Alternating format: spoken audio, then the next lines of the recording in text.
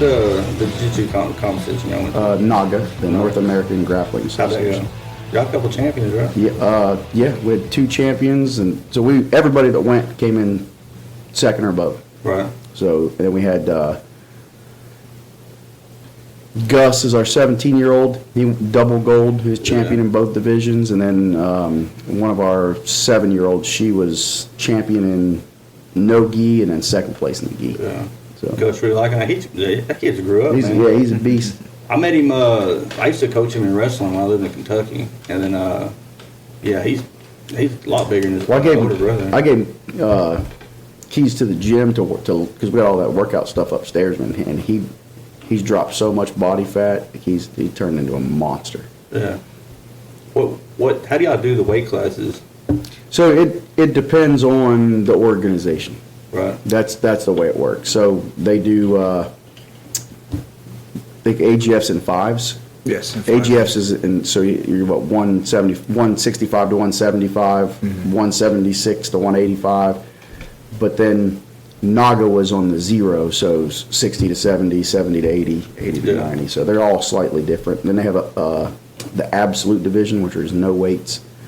And then in NAGA, that's called the Challenger division, and it's for money. Right. But it's same belt color, but there's no weight. Right. So how's what is it all in each organization? Do they do different age divisions as well? the ages are usually generally the same. They'll do like 5 to 7, 7 to 9, 9 to 11, and then once you get to teens, it's like 13 to 15, 16 to 18, and then 18 and above is adult.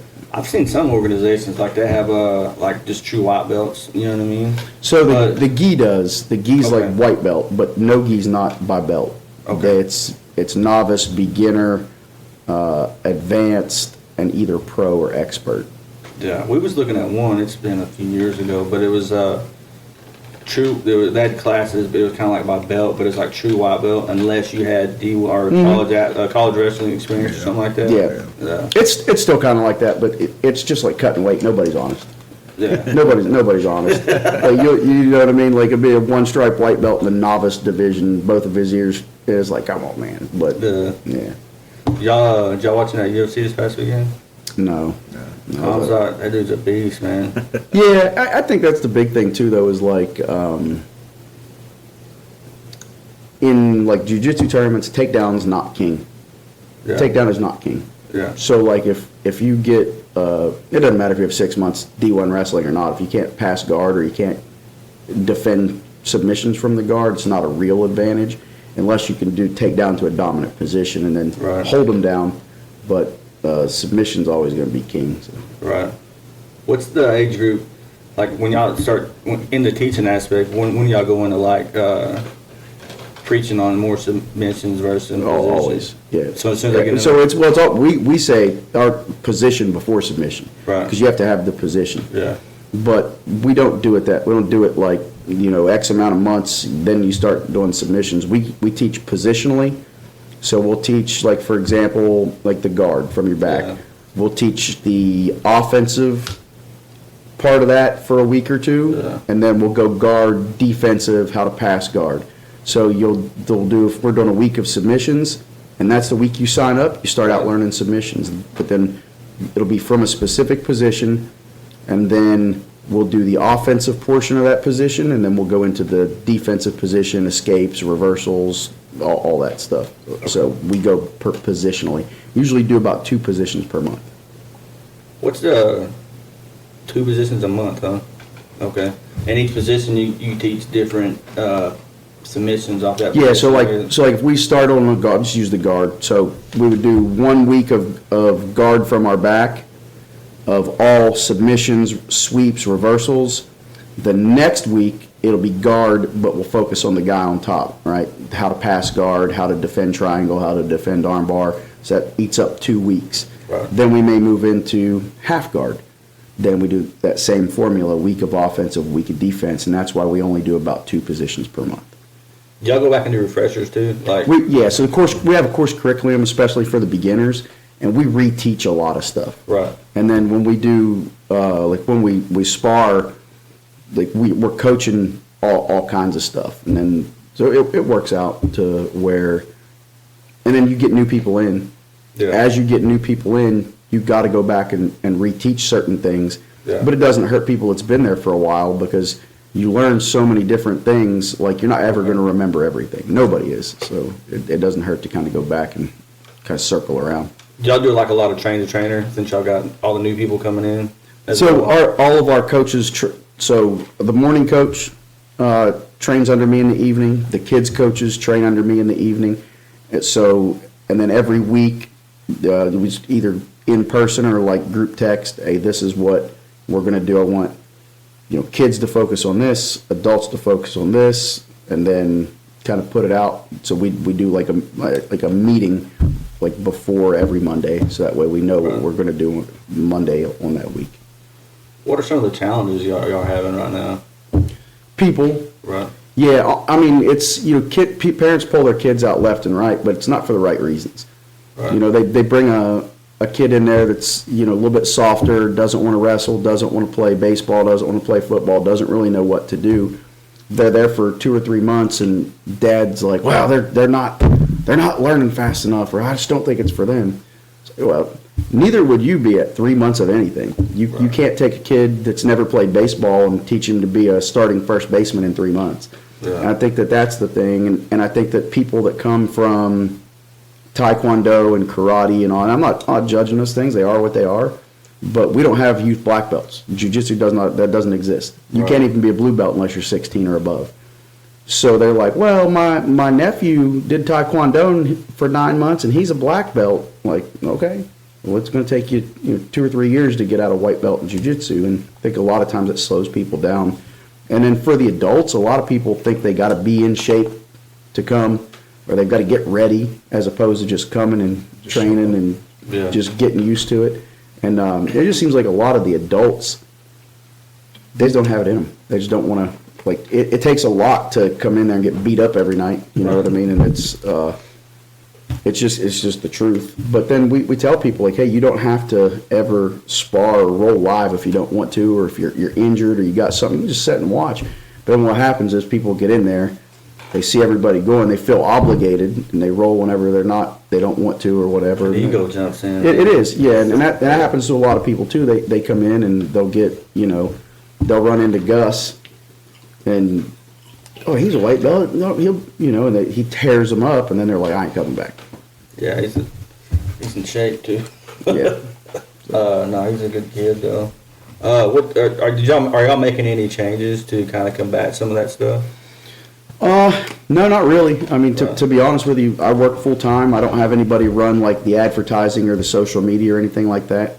So really just kind of, we put it out on Facebook every once in a while, put it in like the informed pages and all that. But we're so new, and it's really like a side hobby for us. So I pay for advertising. I don't pay for any of that stuff. We really just try to word of mouth. Elgin's a small town. Yeah. So we try to do word of mouth, and really we kind of shifted from the pitter-pattering around and, everybody starts from their butts or whatever to competition style, old school style jiu-jitsu, and you are going to lose some people who are not interested in that style.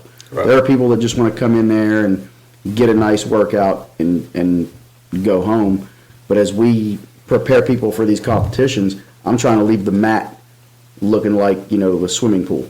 Yeah. And that's just not for everybody. So we tend to lose a little bit of adults that way.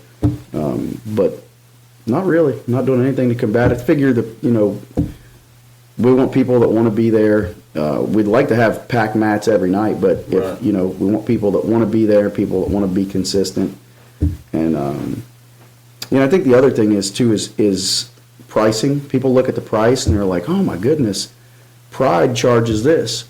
Well, Pride doesn't require an instructor for 3 hours a day that has to write a course curriculum and do these things and have a specialty, right? You can get your personal trainer certificate in 6 weeks off the internet.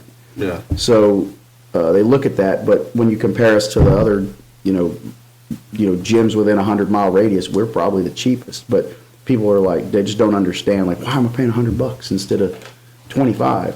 So, well, and then also Elgin's commercial property is very expensive. So that plays a factor in it. But overall, we're doing pretty good. We're climbing in the right direction. We're gaining about 1 or 2 a week, and just playing long ball. It's like opening a restaurant, right? You're not going to make a ton of profit or a ton of success in 6 months. It takes time, and we understand that. Just keep going.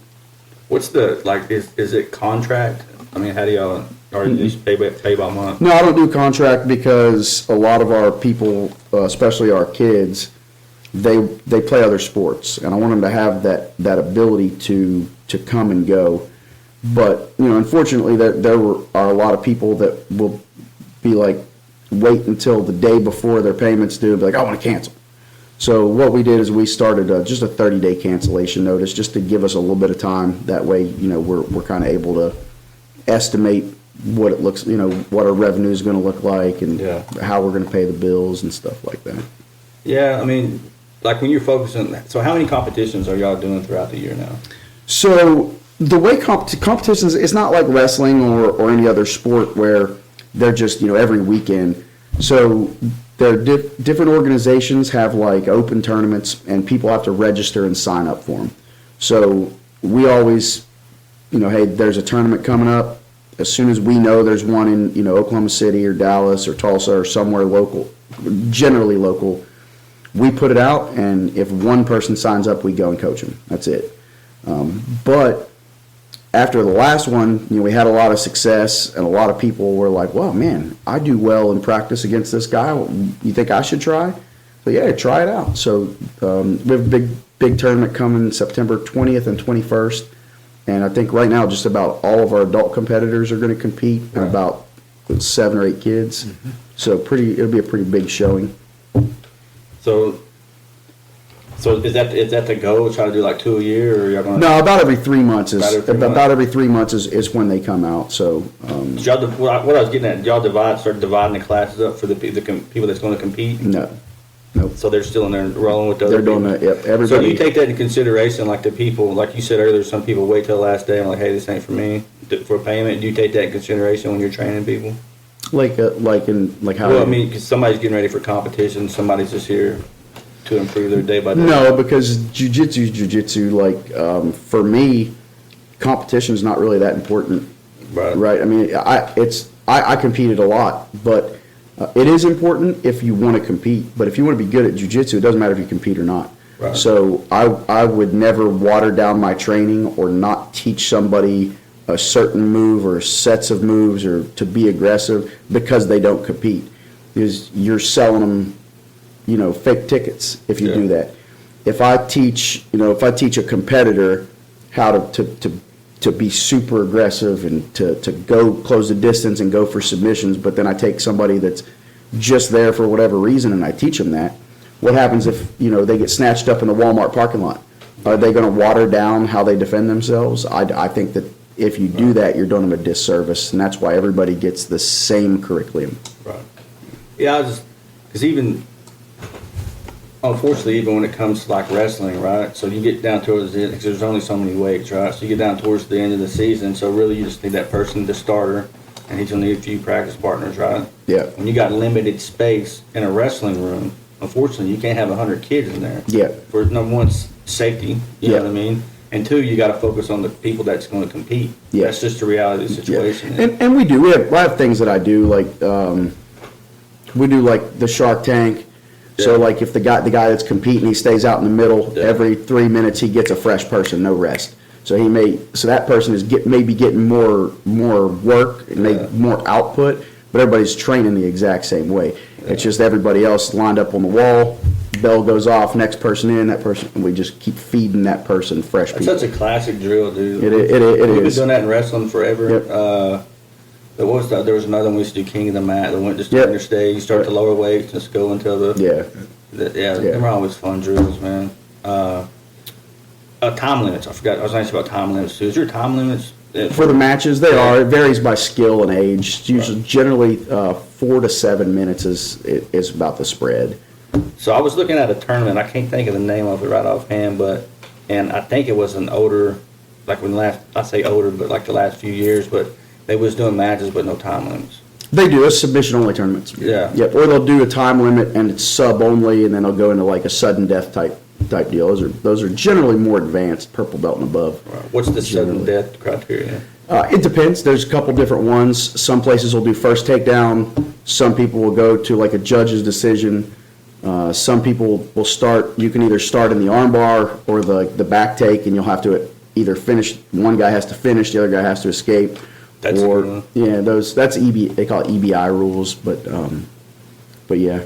And when it comes to a lot of those drills and stuff, people see my black belt and they automatically assume that I've only done jiu-jitsu my whole life. But I also wrestled since I was 4. Yeah. So I have that, still have that same mentality. You can't get rid of it. And then I fought MMA before I even competed in jiu-jitsu. So for me, it was,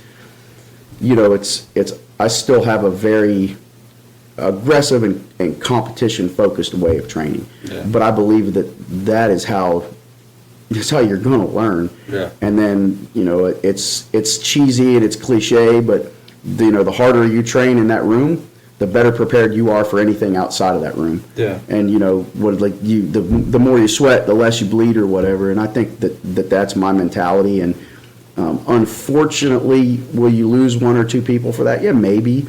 But I would rather lose 1 or 2 people than I would have 20 people think that they're good at something when really they're not. Yeah. That's not really a tough decision to make when it comes to coaching, right? I guess the hardest part of that is to it's for the parents to understand that, Yeah. Like, hey, Yep. the kid's okay where he's at right now. Yeah. You don't need to, Yeah. we ain't creating superstars. You kind of hinted at it earlier, Yeah. like it's 3 months at what level, you know what I mean? You kind of hinted at it that way, but that's just the reality of the situation, It's everything. I mean, I think that any sport, if you've never played a sport and you start playing that sport at 8 or 9, you are not going to be good at it in 3 or 4 months. And a lot of people are like, well, he's just not getting it, or he's losing to this kid that's smaller than him, and it's like, so it doesn't matter. We're looking at it and like, you don't get a bio on every other kid, but if I've got a 7-year-old in there that's wrestled for a couple years and he's been with us since we've been open, and then you just bring your kid that may be 10 or 11 and 20 pounds heavier, you can't automatically assume he's going to walk through that kid, because the kid is going to take you down, and he's been trained and he's competed. He's already a little bit more established at it, and but it's usually not the kids. It's usually the parents that are just like, oh, they're just not getting it. Yeah. And then I always tell them, well, you should sign up and you should come to the evening class and you should learn it, and you kind of sympathize. And then you take an adult, you give them a 40-hour work week, all right, and they get off at whatever time. They don't get a chance to eat a lot. They grab a snack. They come to the gym. Their practice is probably going to suffer. When we look, right, if a kid's at daycare or at school all day, they get out, they change, they get a quick snack, and they're on the mats. Like, we as coaches give them a little bit of grace, because we understand the same way that adults have bad days, kids are going to have bad days. Yeah. But sometimes, who's paying for it? The parents. They want their kids to go in there every day, be king of the mat, and learn to move flawlessly. But that's just not how it works. It just takes even me at 20 years of this, I bring people in from other gyms and other training partners, because I still need to brush up on basics. I still need to learn advanced techniques. We have the number 1 ranked 170-pound brown belt in the world training with us right now. And I did that for me and my senior students, because it's a different look. He has a different style than me. And we try to do those things, and then I try to make sure that I'm trying to advance the same way. Yeah. I think there's some advantage too, because okay, so if you are doing a tournament, say every 3 months, right, or every quarter, that's where the parents get to see, hey, this is where my kid's advancing, right? But I think there's also an advantage to only doing it every 3 months. Because me personally, when I started my kid in wrestling, first of all, I started him way too young to compete, right? He was 3.5. He wasn't even supposed to be wrestling. Yeah. The age limit in Kentucky was 4, but since I was coaching, I was like, and my buddy, he was kind of the head coach, Andrew Dennison. He's a retired first sergeant, special forces guy, but he He's like, yeah, come in, man. They don't even check ages in Kentucky. And I'm like, bet. Okay, that works both ways, right? Because then you got a 3-year-old that's about to turn 4. He is about to turn 4. But then now we're going to a tournament. He's wrestling a 7-year-old. Yep. And because they're not honest about the ages, right? Yeah. Or it didn't look like the weights, to be honest, either. And I'm like, oh, so now my son's out there getting his ass whooped, right? So what does that do with a kid's ego at that age? Yeah. You know? I found out a lot about myself, too, during that time period because I realized how much kids look at their parents' emotions, right? Yeah. So I just watched my son get an ass whooping, you know, so I'm like, oh, fuck. Yeah. You know, I'm feeling upset, you know, like, dang, what my son do wrong? And I should have been thinking, what am I doing wrong? Yeah. You know what I mean? I was never like, you know, yelling at him or nothing like that. But I did find myself one time having a ridiculous conversation. There was this kid who used to wrestle, right? Friends with the family, so there's a little personal thing with that too. So I knew him, you know. But Dash, every time he'd go wrestle this kid, he would freeze up, and that kid would just take him down and pin him. I mean, like he wasn't even trying, right? Yeah. Because he wasn't, you know. But after the match, I said the dumbest crap. I can't believe, I'm embarrassed to even say it, to be honest. But I was like, man, we drove all the way here to this tournament, it's Clinton, Oklahoma, pay for you to wrestle, and you just do that. And as soon as I was done saying that, it's like, oh man, I'm an idiot. I'm not coaching my kids no more. So I had to take some time off. I didn't even coach my kid no more. And then finally he asked me to coach him again, and I was like, yeah, buddy, you know. But I learned that lesson coaching, I guess, like everybody. Now I don't. So I realized I was really good at coaching other people's kids. Yeah. But I wasn't good at coaching. Yeah, you're harder. You're always harder on your. I mean, that's just the way it is. Yeah. But you know, it works both ways too. Is because one thing is if you've only got 20 kids, you're gonna be lucky to have 2 or 3 the same age, the same weight, the same skill level. Like it's spread so far. So, like we went to Naga and. You know, some of the kids that we thought like goofing off in class or not paying attention, you know, walk out of there with 2 or 3 medals, right? Because what happens at the tournaments is it's same age, same weight, same skill level, right? And so like, okay, your kid may be getting submitted 100 times by a kid 10 pounds heavier than him, a year older in practice, but then you get them to these tournaments and they're used to dealing with that pressure, somebody their own size and skill level and weight, you'd be surprised how well they do. Yeah. And kids are gamers. You know, a lot of kids, especially little girls, for whatever reason, they're just not nervous. They're kind of giggly, and they get on the mat, just absolute machines. Man, my experience coaching, like girls are usually, for the most part, not all of them, there's exceptions. You get that straight. But for the most part, they're easier to coach during the match, right? Yeah, there's no ego attached like it is for little boys. Yeah. I think that's it too, and I think, and I started thinking too. I think it's maybe how they're being coached sometimes too. You know what I mean? Because like you're just not yelling at the girls. You know what I mean? Yeah. But I noticed that. But yeah, I think the big thing is what you said, sir. Was ego. Can you go ahead and introduce you again? My name is Jose.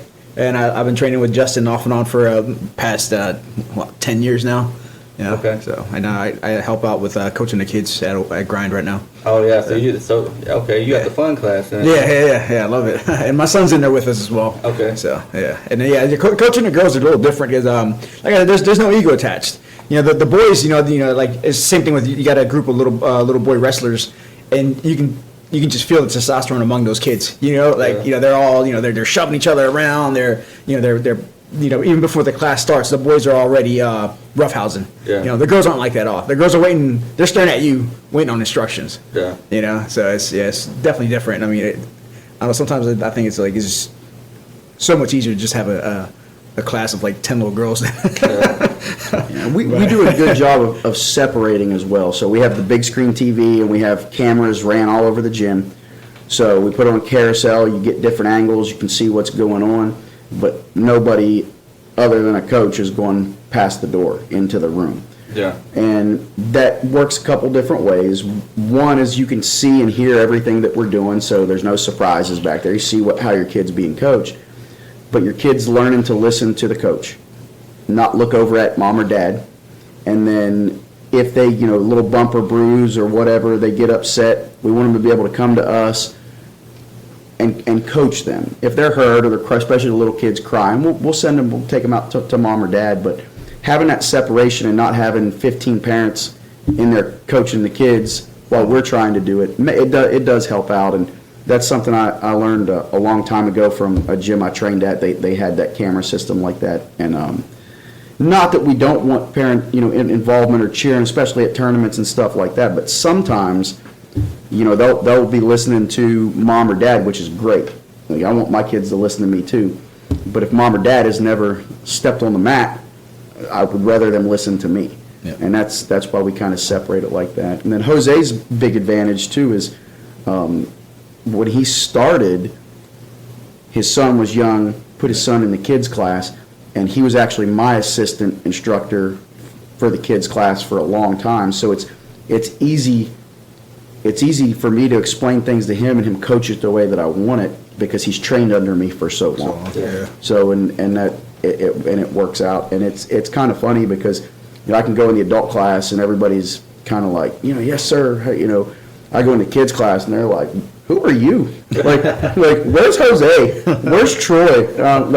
This guy's crazy. We don't want him in here. So it's it's important that they have that bond with the kids coach, and I'm very involved in the kids program, but I take a step back and let them run it because they're in there every day.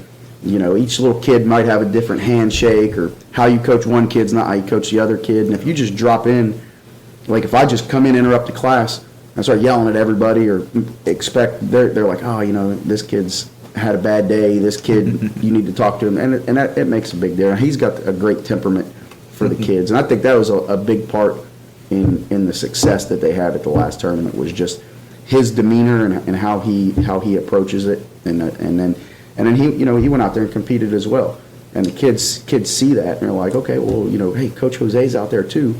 It kind of makes them feel a little bit better. Yeah. No, so COVID year, we was trying to figure out how we was going to run practices, right? Because that was the problem. So what we come up with is parents was not allowed in practice. And it turned out to be the greatest thing ever. Oh, yeah. Right? Yeah. Because what y'all said earlier, kids are looking at mom or daddy, or they do get hurt a little bit because you're live matches in there, right? It is tough, but are you really hurt? Yep. Or are you just tired? So, Yep. but they would look at mom or dad, they knew they could get out of Yep. it. But once we kicked the parents out, man, it's been such a blessing. Now, when we do like the beginner classes, like the parents do come there and watch, just sit on the side, but they know the deal, A lot of times too, is what's funny is like you see parents coaches their own kids, right? They're in there coaching when they're going live, and the next thing you know, the parents are getting into it. It's like, man, I gotta go outside with that. Yeah, and it's I think that it plays a big role in like you'll see a kid get hurt, and look at mom, and then mom sees they're hurt, start crying immediately. Yeah. Yeah. That door's closed, the camera's on, they'll start to tear up a little bit. You check on them, you're all right, hey, get back out there, buddy. And they turn right back around and go. Yeah. So that dynamic does play a factor. But, I mean, we love our parents. All of our parents are great. You know what I mean? But when it comes to the practices, we just want to make sure that they learn to listen to us, because whenever they go to a tournament, there's only one coach allowed in the chair. Yeah. And it ain't a parent. Yeah. So they need to be able to hear our voice, listen to our voice, but then they got to trust us. Yeah. And that's what such, coaching kids in any capacity, in any sport, or teaching kids, a school teacher, a church leader, if you don't have an interpersonal relationship and that kid does not trust you and that kid does not look up to you as somebody like, this guy knows what he's talking about, but he also cares about me. Yeah. If you don't have that approach with the kids, they're not uncoachable kids. You're an uncoachable coach, right? And that's what we really try to prevent. We just want to make sure that our kids have fun while they do it, because it is tough. It's hard on the body. I mean, you saw me limp in here today. And we want to make sure they know that they're doing something hard. And he always tells them, hey, they'll lose. Hey, good job. I'm proud of you. Next time, do this. And it makes, especially in that 4 to 6 year old range, like those kids. Like, yeah, kids can be aggressive and they roughhouse, but they're there because their parents signed them up. It's important to make sure that you're nurturing both sides, their development at a sport, and then really just their little personalities. And if you're not nurturing that and treating each kid a little, how every kid's not coached the same way, every kid's not receptive the same way. And if you're not paying attention to those things, I think you'll lose the kids' class pretty quick. Yeah. About how many kids y'all got in that class? At any given time, we have anywhere between 6 to 12 kids during each class. So It's not a bad class. yeah. No, we have about over 20 total kids right now. We're up to about 40 at one point. It kind of, especially summer, kind of ebb and flows. But we have about 20. But it's not like you have to every sport where you have to be there every single day. Some parents bring their kids every single day. Some parents bring their kids twice a week or 3 times a week, whatever.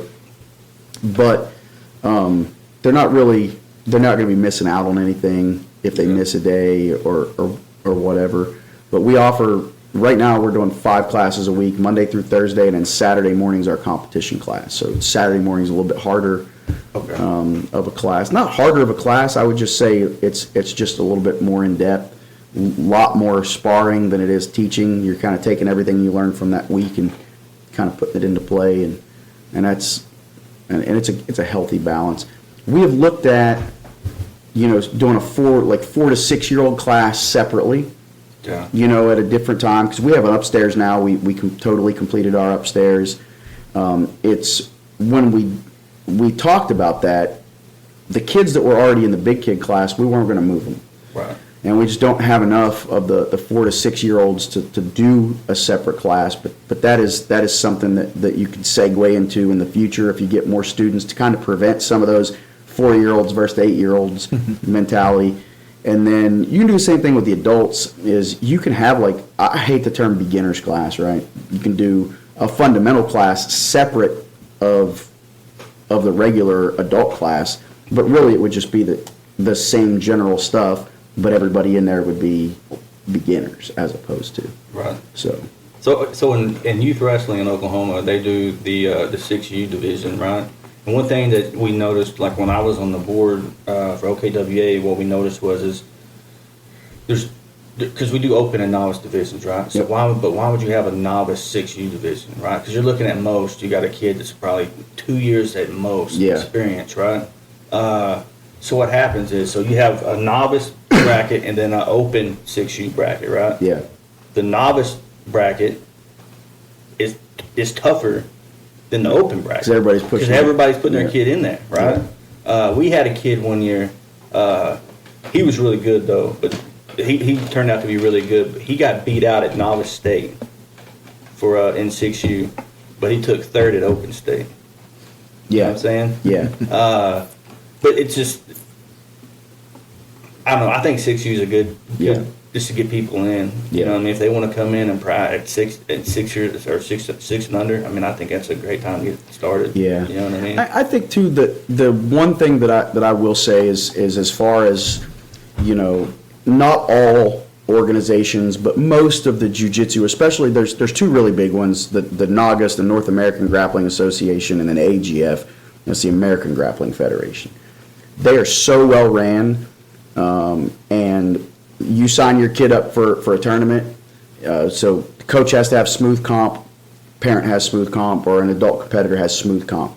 What is smooth comp? It's basically like flow, flow rep, so you sign up your tournaments, I can see the matches, all that stuff. But I validate. So if you sign your kid up, in a novice division, and he's been training for 2 years, that comes to me. I have to approve that in that division that person is what they say. So, and then they keep all your matches as a history.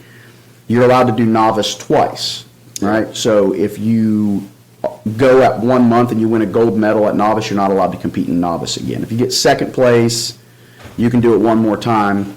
And even if you don't win a medal that 2nd time, next you move to beginner. So they do a really good job of regulating what brackets people are in. The adults tend to get a little bit more wonky, right? Like you might have a D1 wrestler that's a white belt and it's in the novice division, but somewhere there was a black belt that said, yeah, he's a novice, put him in there. Yeah. So it's kind of based off the integrity of the gym, but the organization itself does a very good job of trying to prevent that. No, it's the same thing in wrestling. So what we used to do, we don't do it this way no more, but COVID changed stuff a lot. You know Yeah, what I mean? yeah. But I like it better this way now. Like, so now parents can register their own kid, right?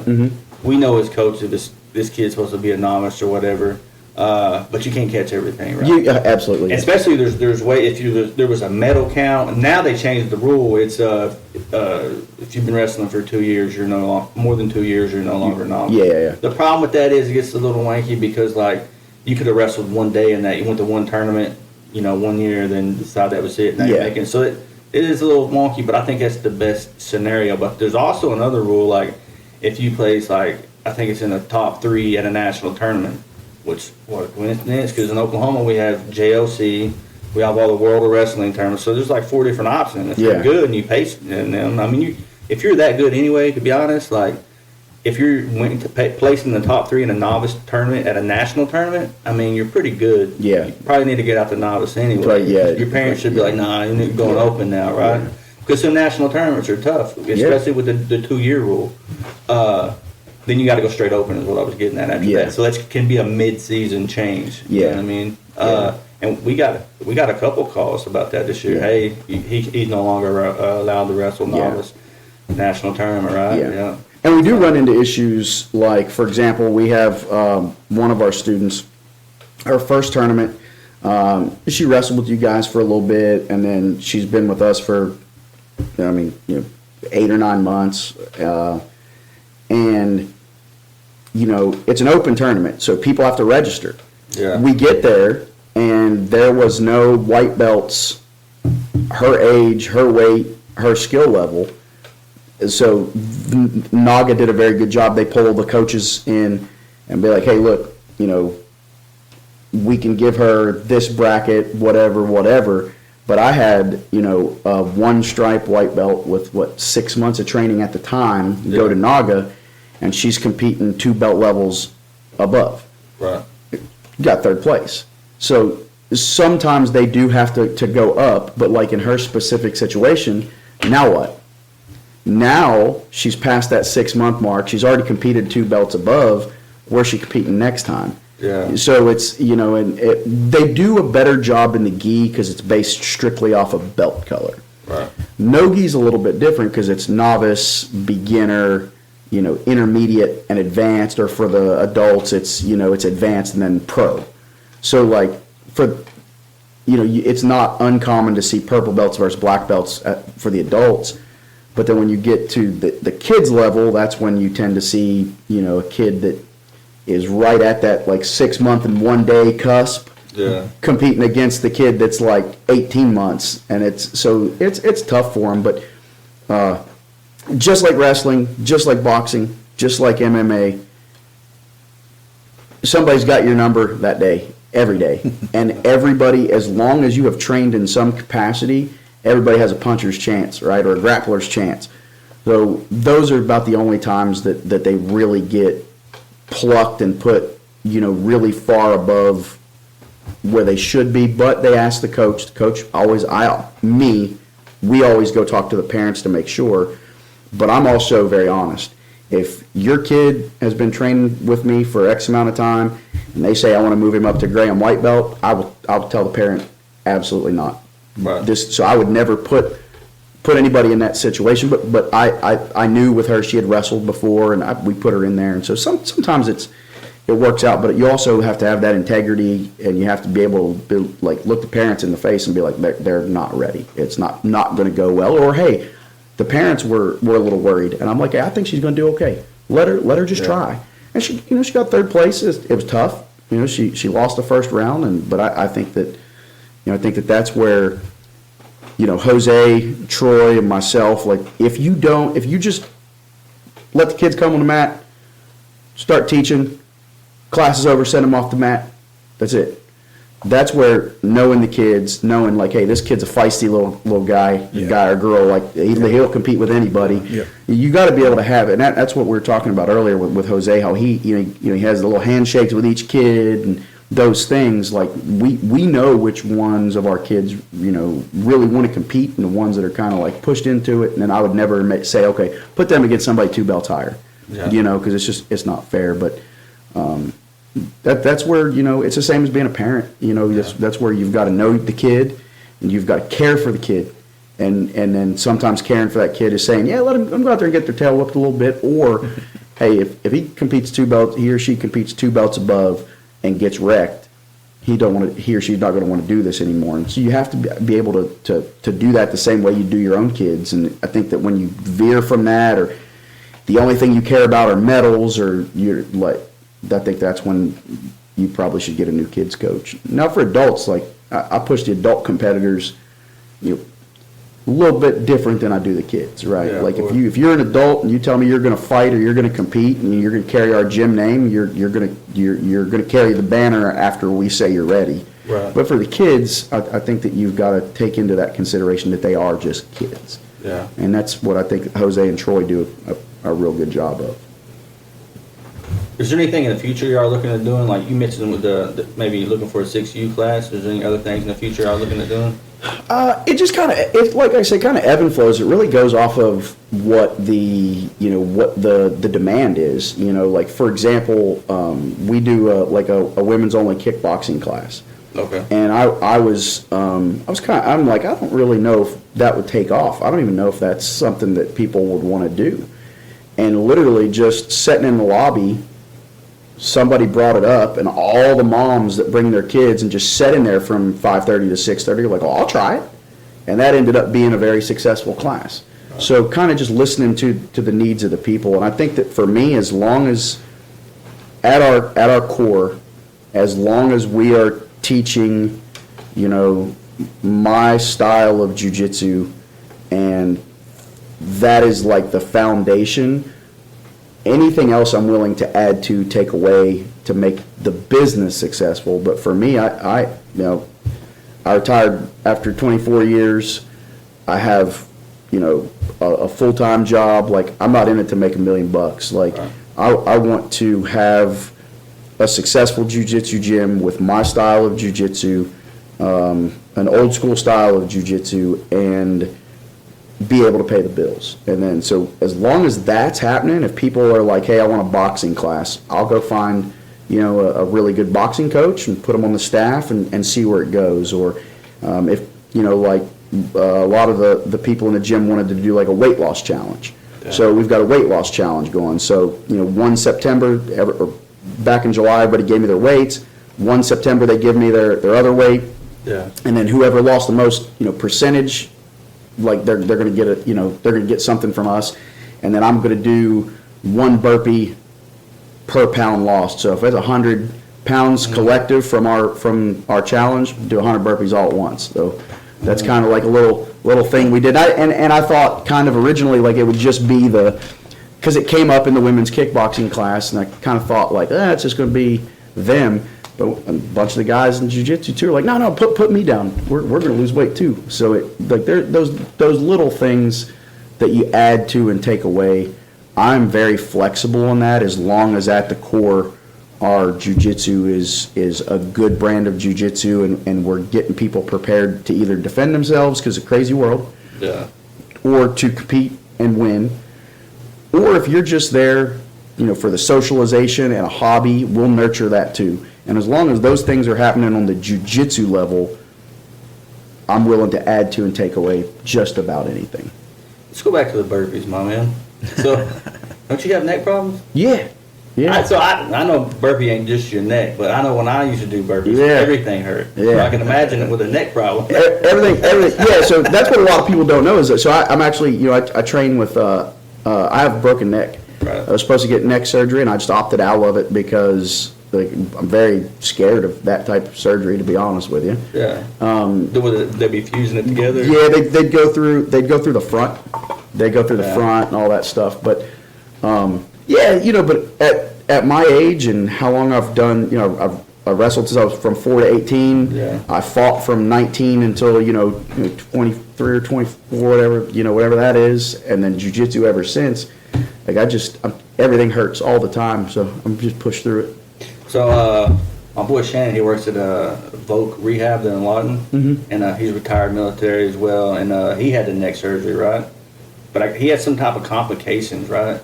And he has PTSD, so they strapped his ass down to the bed, And like, so he had a reaction to the morphine they gave him. So he's throwing up on and stuff. But they want to uncuff him because he's PTSD, because of his PTSD. And they said basically that it was for his safety and theirs. So that he was like that for a couple hours. But then his wife got there, and she's a nurse, and then they got it all sorted out. But screw all that, dude. Yeah. I guess you can't sue the VA hospital though. So Yeah. And I mean, I don't know. I guess that's just kind of, I guess, my fear is like being inactive and not. Yeah. You know, I think it's for me specifically. I can't speak for everybody, but if I take 2 weeks off from the gym, I'm so stiff, my knees hurt, my neck is killing me, my back hurts. But if I get up there and you know, I don't lift crazy anymore, but you know, we lift 5 times a week. I don't run anymore, but you know, still do my cardio, and I'm training with my guys all the time. I'm muscular sore that way, but my body feels better. So just you know, competing and training pretty much my whole life, for me, I feel better actually. Like when I take the time off, I start to get more stiff and more uncomfortable sleeping and those things, as opposed to when I work out within kind of my limits. If there are days that I don't want to train, I don't want to spar, I don't spar. Yeah. You know, I coach and that's it. If there are days I have to modify whatever workout, I do it. So, but yeah, like the burpee thing is, I hate burpees. yeah. I'm not a big CrossFit guy. Only person that like burpees is the person in charge telling people to do the burpees, because they know when they're going to stop. You know what I mean? They have it planned out in their head when they're going to stop. Reading the crowd, but everybody else is like, how many more is this dude going to do? Yeah. I just and it's kind of like just an incentive too, like like I've put myself in the Shark Tank for no reason.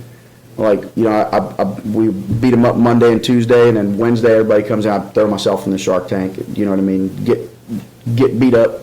Yeah. And you know, I go up to a kickboxing class and do the work, because we do half of the class is a little bit of technique, and then the last 30 minutes is a hit workout. I'll go do a hit workout with them, and I think that, you know, with the neck injury, like competing is probably very dangerous for me. But I think that it's also important for the students to see that I can be uncomfortable with them, that I'll train with them, and so go win all this or go lose all this weight to win a gift card and a trophy. Yeah. But like something, what about for everybody that busted their butt and didn't win? Like, let's give them something funny. So they're all gonna be taking pictures of me, making fun of me, but I'm gonna do however many burpees it is. I don't know why we came up. Somebody mentioned it, and I was like, okay. Yeah, man, that's a bad idea. I signed myself up. Yeah, I don't know what I signed myself up for. Yeah, man, you might end up doing over 100 burpees. I'm just saying, if my assistant coaches really love me, then you know I might not be out there. I might not be out there by myself. I'm just saying, I ain't putting no pressure on no one. We split them up, but it's just, you know, and that's the big thing too is, you know, we at the end of the day, like, you do open any business because you want to have some success, but for us, as long as like we're paying the bills and the people that are in there having a good time, and you know, and you've got soldiers and retirees and, you know, police officers and, you know, all that stuff all mingling together on the mats, and everybody's just kind of authentically them for that hour and a half, and that's always been my escape from stress and challenges. And as long as I'm doing that, I feel like that's a success. And then, you know, if we get to a point where we need to add something or take something away to help, you know, the business side of it, then we'll look at it. But at the end of the day, we've got enough students to keep the lights on. Those students love being there and are you know, dedicated, and as long as we can, you know, keep that up, I would rather, you know, do that for 5 people than I would for 100 people that are just halfway bought in. And I think that you know, businesses will grow. I think that Elgin's growing, and I think that, you know, really just getting people in the front door and seeing that it's not, you know, that's not Fight Club. You know, nobody's getting severely injured out of there. And I've had people come in, and it's like, you know, I guess we all kind of look a certain way, right? Where most of us are, got a lot of tattoos and cauliflower ear and look a certain way, and it's kind of like, well, I don't know. And then we get back on the mats and everybody's joking and those, introducing ourselves to the new people. And I think that kind of getting people comfortable just coming in and trying it. That's why we offer a free week. And, people ask me prices and stuff. I'm like, come try a free week, see if you like it. Here's our prices. Don't worry about it. You're not signing up for anything. Just come try it out. I think if more people would take us up on that, they would kind of see. And I think that the one thing that we're really missing is there's not a lot of people that, are like the most successful jiu-jitsu young people that I have seen over the years. They wrestled, they played baseball, they played football, they did something competitive, but it wasn't to a level to where they were going to do it in college. So they graduate high school, they get out, they get a job, and then they're missing that competitive edge. They're missing that team mentality. They're missing that camaraderie. And if you can get that population in, they end up being really successful and usually stick it out a lot longer than the other people. And then for all of our, I think pretty much all of us are retired. They were all prior service. All of us are retired military of some sort. Army and Marines are the two main ones. So then you have that population in this area to where you get out, and if you're not involved, with the school or with the sports or with something, you're kind of missing that camaraderie also. So you got to find something in that population. If we can get them to walk through the door, then that kind of puts them back to that squad or platoon mentality. Like, everybody, it's like a motor pool mentality, everybody in there joking around, having a good time. Right. And I think that if we could get those two populations of people to just come in and check it out, I think that the growth would just be rapid. We've been going for about an hour, man. You want to go to final words? Yeah. I think we did the podcast, the first one we did, we kind of just talked about like the philosophy of jiu-jitsu and how we promote and all those other things. I think that just my closing thought is really, how do we get people to just come try it out, and how do we capitalize on what's already, an outstanding town with, sports attributes just overflow in the cup, right? Our goal is to just add to that. So, when we go and compete, we're not just representing GRIND Jiu Jitsu. We want to also make sure that we're representing Elgin, and we're highlighting those kids that are doing something outside of normal sports. And I think that that's really our goal, and that's what we're about. And I think for anybody that's on the fence, there's never a perfect time to start. Just come check it out. If it's for you, sign up, and if it's not, and we appreciate you coming and showing support. So, and I don't know if Jose, you got anything to add? Thanks for the support, and for your listeners, come out and have a good time with us. And it could be scary. I mean, competing is scary and getting on the mat is scary, but just come out. We're all smiles out there, and we're gonna help you out. We're not just gonna wear you out on the mat. Come have a good time, get a little bit of cauliflower ear. It builds character. Amen. Amen, brother.